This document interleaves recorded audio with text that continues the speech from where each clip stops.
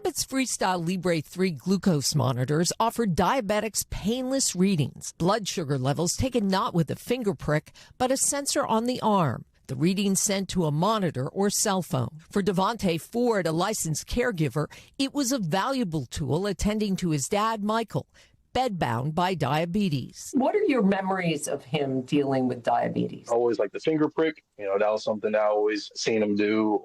So diabetes was just part of his life? It was something that his mother, grandmother, so something that ran in the family as well. So that was something that he already knew how to manage. And since 2024, managed with the Freestyle Libre 3 Plus. Ultimately, he was heavily reliant on it. But Devontae says it failed last November 16th. What happened that morning? So in that morning, the blood sugar is always pretty low. Devontae gave him sweetened coffee as usual, but the monitor readings stayed low. So more coffee, a little bit more sugar, and it started to creep up a little bit.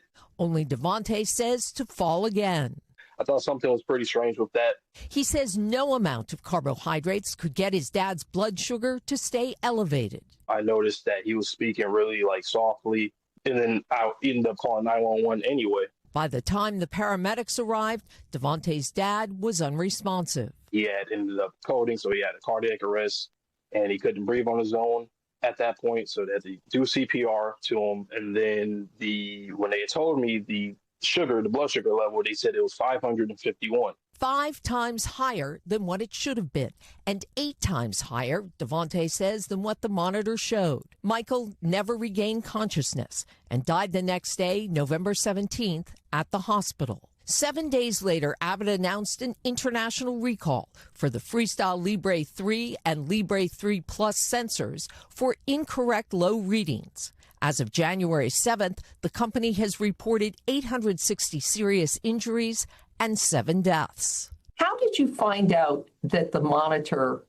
was being recalled? So my mom, she went on her computer and she said a notification popped up, and she said before she even actually clicked on it, she just knew, because we already knew that something was wrong with it, and it felt like divine intervention. Devontae is now suing Abbott. The company has not yet responded to the lawsuit, but in a statement to NBC News, Abbott says, "We are deeply saddened by the situation.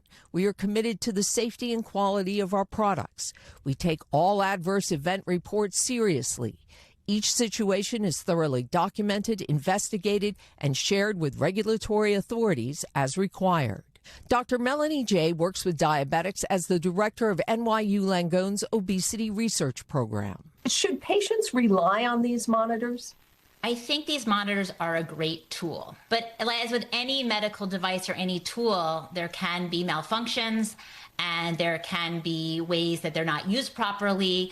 And so it's just not to blindly rely on them. Devontae says he never noticed a problem before that morning in November. We just never had a scare ever, and this was the first one and the last one. Now he can't stop thinking about it. And Anne is joining us now. Anne, we so appreciate you doing this reporting here. What if you are like, wait, I know somebody who has one of these monitors, well, I have one. What do you do with them? So there are about 3 million of them were made, Hallie, and the FDA says anyone who has one of these very specific Abbott sensors should stop using them and discard them immediately. And then what about if you think you are having something wrong with your glucose readings? In other words, if something seems off or a little bit suspicious, folks should have a backup, right? Yeah, you always want to have a backup plan, and that backup plan is that finger prick glucose monitor that you want to have, and you should turn to that if something seems off. But in Devontae's case, he said there didn't seem off until that morning, and by the time they figured it out, there wasn't time to do the finger prick. We thank you for watching, and remember, stay updated on breaking news and top stories on the NBC News app or watch live on our YouTube channel.